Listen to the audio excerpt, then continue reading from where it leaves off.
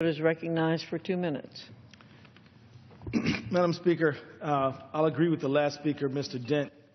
This is a very difficult vote, and I think everybody should approach it with a tremendous amount of trepidation, concern, and I'm sure that all of us are doing the best we can to come to the very best decision we can on behalf of our constituents.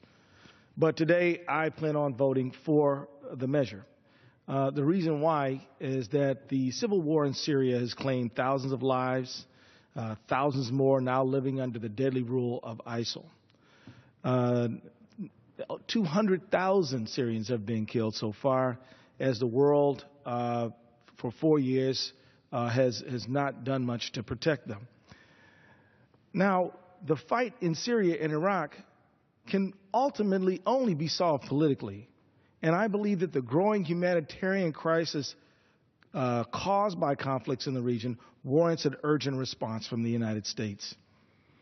Any military action against ISIL must be led by Iraqis and Syrians.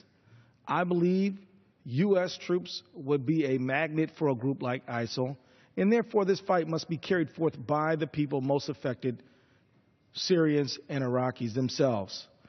And I believe that a vetted and better armed moderate rebel group in Syria can fight ISIL in northeast Syria when Iraqi army perhaps can push them out of their country into Syria. There cannot be a safe haven in Syria for ISIL. I also want to note, much has been said about the weakness of the Free Syrian Army, but I would remind people who are participating in this debate that for 4 years, the Free Syrian Army has withstood the onslaught of the Assad government, Hezbollah, Iran, Russian weapons, and ISIS, and Jabhat al-Nusra.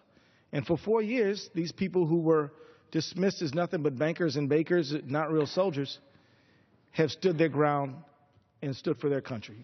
So for these reasons, I urge a yes vote. Gentleman's time has expired.